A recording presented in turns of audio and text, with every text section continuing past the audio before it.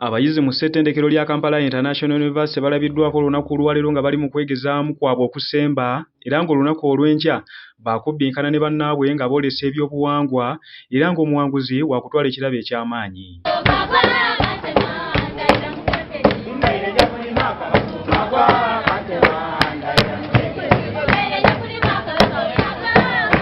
Abamu ku bayizi be tugezezzaako okwogerako nabo mu bigambo byabwe mu kunnyonnyola ku mbeera egenda okubaawo olunaku olw'enkya bagambye bwe bati.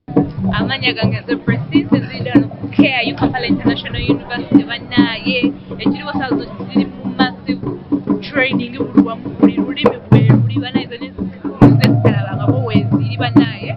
This thing is going to be massive olunaku lwankya ekituufu tugenda kubeerawo wazoo. Essaawa zino tuli mu nteekateeka za kakyokala wano KIU era ebinja byanjawulo ebigenda okukola participatinga mwene ensonga abanyolo abagisu abaganda nga bo balaba emabega abo bali mu kikola enteekateeka sebera olunaku olw'enkya anaasubwa anaalinda lulala ow'ekitiibwa. Simon ne Precious be bakusakidde eggulire lino ku lwa PBS TV ey'omuntu wabulijo.